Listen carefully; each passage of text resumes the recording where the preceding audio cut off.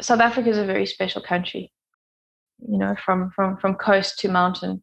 And Cape Town itself is just an incredibly beautiful place, also an incredibly diverse place. You have Table Mountain, you have indigenous forests, and then you have this wealth of marine life where you can see orcas and seals and penguins and whales and dolphins all in the same day, and octopuses and massive invertebrate biodiversity. I think Cape Town is one of the most important biodiversity hotspots on the planet, and it's also home to a huge community of endemic species.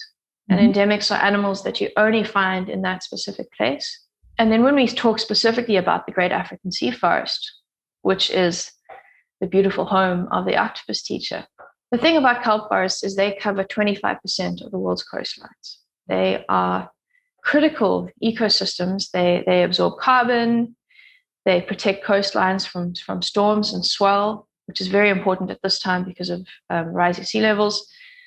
And then they are just home to this unbelievable community of animals. They're some of the most biodiverse habitats on Earth. But what's happening all over the world because of climate change is they are incredibly fragile.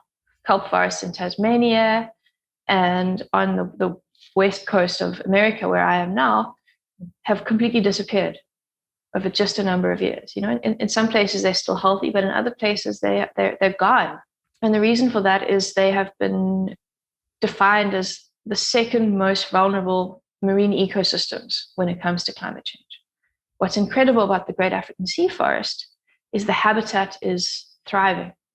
It's a very extensive kelp forest. It runs from De Hoop in the east all the way up the west coast to Namibia in the west. And it's healthy and the structure is there. And although it's not pristine, but because the habitat is thriving the way that it is, it really could be. And you put your head under the water there and you will see things that you never dreamed were possible. And you'll look up and there will be light playing through the forest and light rays shining down on you. And it's a dreamlike experience. It's like being in a painting.